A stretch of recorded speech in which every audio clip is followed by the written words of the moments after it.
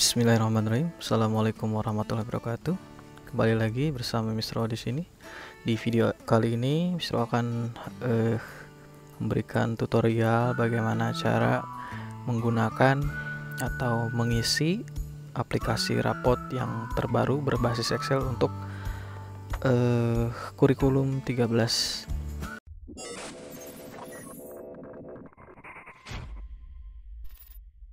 Baik, kita mulai dari awal, yaitu adalah cara pasang dan setting. Ya, ketika kita selesai mendownload, maka hasil downloadnya akan seperti ini. Kemudian kita klik kanan di sini, lalu extract here. Ya, kita ekstrak intinya. Kemudian nanti akan muncul folder yang ini adalah hasil ekstrakannya. Kemudian kita buka. Nah, ini sebelum kita membuka aplikasinya, kita terlebih dahulu membuka passwordnya. Ya, di sini kita bisa lihat passwordnya adalah kablebak, username-nya juga kablebak. Kita tutup, kemudian kita buka langsung aplikasi rapotnya. Nah, pertama kali membuka aplikasi rapot pasti muncul seperti ini ya, makronya disable. Kenapa bisa begini? Karena ini membuat aplikasi ini menggunakan makro dan makronya harus di enable, jadi harus diizinkan dulu. Maka kita klik enable content, nanti kode yang ada di dalamnya akan berjalan. Nah, ini kita sudah masuk ke halaman login. Kita masukkan tadi kablebak, enter, login berhasil. Oke. Nah, itu tadi cara pasang dan settingnya. Itu saja. Ini aplikasinya sudah bisa digunakan. Kemudian sebelum kita jauh, kita akan berkenalan dulu dengan fitur-fitur yang ada di sini atau menunya. Ya, kita mulai dari atas dulu. Nah, ini tidak bisa diklik, ini hanya menampilkan penanggalan raport ya. Jadi menu yang ada di sini itu semuanya ditampilkan agar kita bisa tahu ini kelas berapa. Ini udah ada tuh kelas 1, semester berapa. Ini angka 1 di sini adalah semester 1. Kalau kita ubah di data sekolah, maka di sini juga akan berubah. Misal kita ubah menjadi kelas 2, maka di menu utama juga jadi kelas 2 seperti itu. Kita ubah lagi ya ke kelas 1. Kemudian di sini peserta didik terbaik juga nanti akan muncul ketika kita sudah selesai menginput nilai gitu. Nah, kemudian di sini ada data sekolah, isinya data sekolah dan utility rapornya yang harus diisi. Kemudian ada data siswa.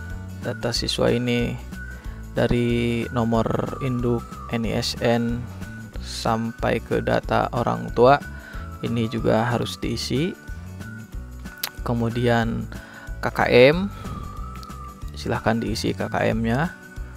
Kemudian data rapor, maksudnya di sini data rapor itu adalah ukuran badan, kondisi kesehatan, absensi, ekstrakurikuler, prestasi, dan saran. Itu data rapornya. Kemudian itu adalah data utama, yang ini adalah data utama yang 4 ini. Kemudian fitur selanjutnya yaitu edit KI dan KD. Nah, sebetulnya di sini KI dan KD-nya sudah lengkap dari kelas 1 sampai dengan kelas 6 sudah lengkap. Namun apabila Bapak Ibu misalnya menambahkan muatan lokal BTQ, nanti muncul di sini kompetisi dasar BTQ, nanti isi sendiri ininya apa? KD-nya isi sendiri seperti itu. Kemudian di sini ada fitur rekap nilai, bisa di print di sini nanti. Kemudian tentu saja print raport. Ya, itu fiturnya ya. Dan ini nilai. Untuk input nilai yang di bawah. Sebenarnya aplikasi ini dibuat sesederhana mungkin agar guru itu merasa lebih mudah untuk mengerjakan raport. Kemudian kita ke yang ketiga, langkah yang selanjutnya yaitu langkah pengerjaan. Jadi sebelum kita menulis atau menginput nilai, kita harus mengisi data sekolah terlebih dahulu, setelah itu data siswa, setelah itu KKM, setelah itu data rapot, kemudian baru kita isikan nilai KI1, KI2, KI3 yang berwarna biru, dan KI4 yang berwarna hijau. Semuanya diisi kecuali mulok 2 dan 3. Kalau tidak ada ya tidak usah diisi mulok 2 dan 3. Seperti itu. Itu langkah pengerjaan secara garis besar. Langkah berikutnya, pengisian data utama. Nah, di sini akan saya sampaikan lebih rinci bagaimana cara mengisi data utama. Data utama itu yang ini, data sekolah, data siswa, KKM, dan data raport. Kita mulai dari data sekolah. Di data sekolah, di sini nama sekolah seperti biasa, tulis SDN apa gitu ya. Terus NPSN-nya ditulis, alamatnya seperti biasa, nama jalan atau nama kampung, desa atau kelurahan, kecamatan, kabupaten, provinsi, kode pos, dan email sekolah, atau boleh juga diisi website sekolah. Kemudian di sini yang paling utama adalah kita harus mengisi kelasnya. Jangan sampai kita mengerjakan rapot kelas 2 tapi di sini mengisinya kelas 1 misalnya. Ya, jadi harus teliti. Kemudian semesternya kita membuat rapot semester berapa, silahkan. Dan di sini jumlah siswa ya diisi sesuai dengan jumlah siswa yang ada. Kemudian tahun pelajaran, tanggal rapot silahkan disesuaikan. Ini hanya contoh saja. Nama kepala sekolah. Ini contoh penulisannya sudah saya cantumkan di situ. Kemudian NIP langsung angka aja ditulisnya di situ. Terus guru kelas juga contoh penulisannya sudah saya berikan, dan NIP lagi di sini. Oke. Kalau misalnya kita tadi ya sudah disebutkan, kalau di sininya diganti jadi kelas 2, maka di depan juga nanti akan berubah jadi kelas 2. Di sini semester juga seperti itu. Ketika di sini ada angka 1, berarti itu adalah semester 1. Kalau misalnya saya ubah di sini menjadi genap, maka akan berubah menjadi semester 2. Jadi sekali lagi saya ucapkan bahwa dengan melihat menu saja kita sudah tahu kita itu menggarap kelas berapa. Seperti itu. Jadi mempermudah. Oke, jumlah siswa, ketika kita misalnya jumlah siswanya 20, ini adalah kelebihan aplikasi ini. Kalau kita tuliskan 20, maka secara otomatis di rekap nilai juga akan muncul hanya 20, dan juga di data siswa hanya muncul 20. Jadi tidak akan lebih dari itu. Jadi akan rapih ya. Taruhlah kita misalnya 20 siswa. Kemudian tahun pelajarannya akan dipilih ya, tadi sudah. Kemudian di sini ada sisipkan tanda tangan kepala sekolah, sisipkan tanda tangan guru kelas. Kita harus lihat dulu di print raport ya, di print raport di sini. Nah, ini nama kepala sekolah, nama guru kelas, di atasnya itu tidak ada tanda tangannya. Jadi kita bisa menyisipkan tanda tangan ke situ. Kemudian kelas 456 juga sama. Untuk yang versi premium ini bisa menyisipkan tanda tangan kepala sekolah, tapi untuk yang versi gratis itu belum bisa. Nah, cukup mungkin untuk data sekolah. Kita ke data siswa. Data siswa diisi seperti biasa, nomor induk, NISN, nama lengkap. Di sini misalnya nama lengkapnya Abdul Rohim. Huruf besar semua, misalnya Abdul Rohim. Maka nama panggilan akan otomatis Abdul. Ya. Ini saya kasih kode ya supaya memudahkan Bapak Ibu. Namun misalnya nama panggilnya adalah Rohim, berarti tinggal kita ketikkan di sini manual gitu, Rohim gitu ya. Seperti itu. Jenis kelamin di sini tinggal dipilih, kita tidak boleh menuliskan L atau P, langsung laki-laki atau perempuan. Jadi settingannya begitu. Kalau kita menuliskan P aja misalnya, itu tidak bisa. Silahkan masukkan laki-laki atau perempuan. Tempat tanggal lahir ditulis terserah mau formatnya seperti apa, bisa seperti ini misalnya Lebak misalnya 27 Oktober 2010 misalnya, boleh seperti ini, atau mau 27 strip 10 misalnya, boleh, bebas ya. Di sini agama silahkan dipilih, sudah ada pilihannya. Pendidikan sebelumnya juga sudah ada pilihannya. Nama jalan, desa, segala macam, data ayah, nama wali. Nah, ini sangat sederhana. Cuman ini saja data yang diperlukan untuk rapat.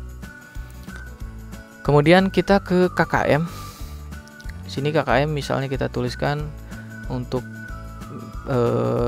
pendidikan agama 60, pendidikan Pancasila 61 misalnya, 60, 62 misal, 60, 63, 65 misalnya, dan 65 Sunda 63. Nah, di sini kita hanya perlu mengisi yang ini saja.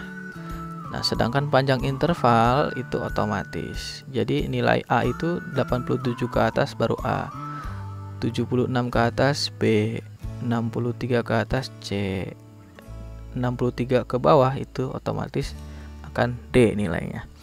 Kalau misalnya Bapak Ibu merasa ini tidak sesuai, nah Bapak Ibu bisa menyesuaikan sendiri. Namun sebetulnya ini adalah sudah dengan perhitungan rumus gitu. Tapi kalau misalnya Bapak Ibu merasa 87 ini ketinggian, itu silahkan diubah menjadi 85 misalnya, gitu. Bebas ya. Kembali lagi. Nah, setelah KKM diisi, maka nanti akan muncul seperti ini. KKM-nya muncul dan prosesnya selesai 100%. Dan terakhir adalah data rapor. Data rapor nanti nama siswa sudah muncul sendiri di sini, otomatis nanti muncul.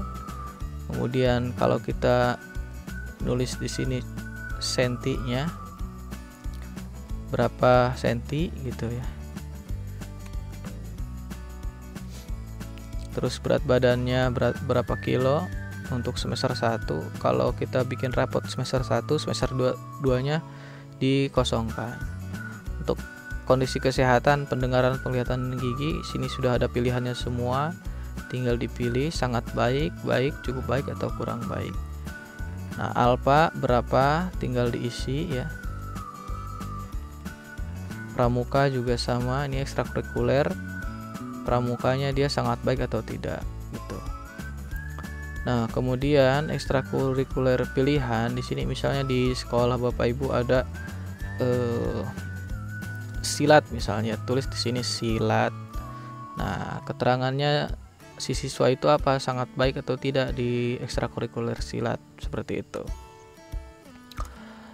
Kemudian kalau ada ekstrakurikuler yang lain silahkan ditulis di sini dan keterangannya juga diisi. Prestasi di sini silahkan diisi, prestasi apa yang didapatkan siswa. Kemudian di sini saran.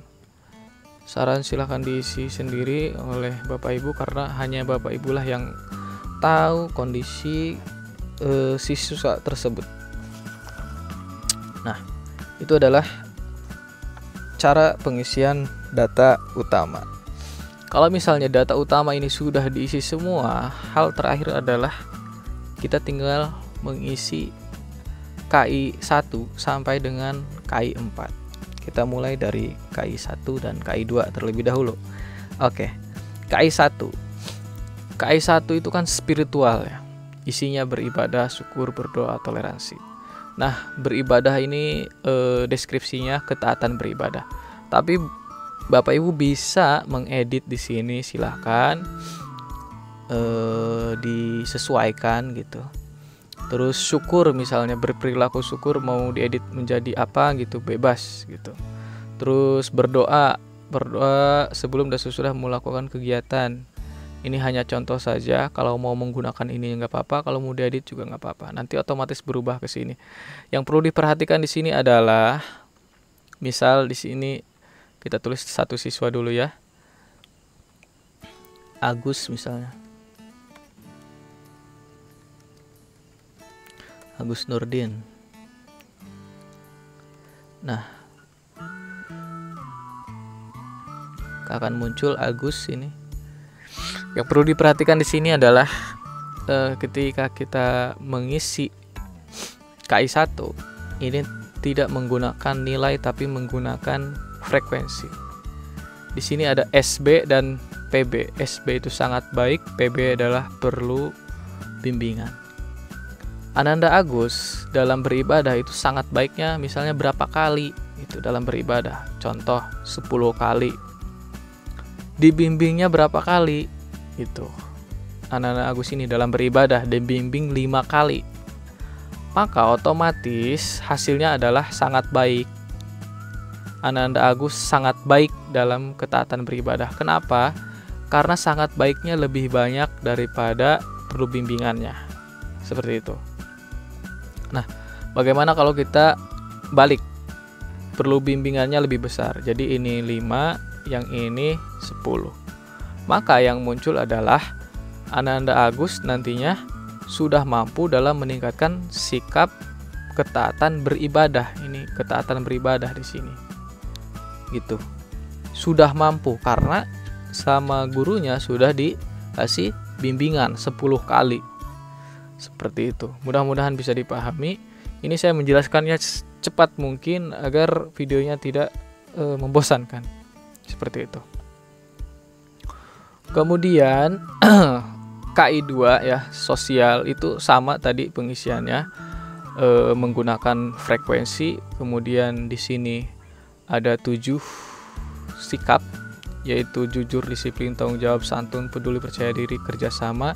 Silahkan diedit, monggo, bisa disesuaikan atau mau menggunakan ini ya nggak apa-apa gitu ya. Mudah-mudahan dipahami ya.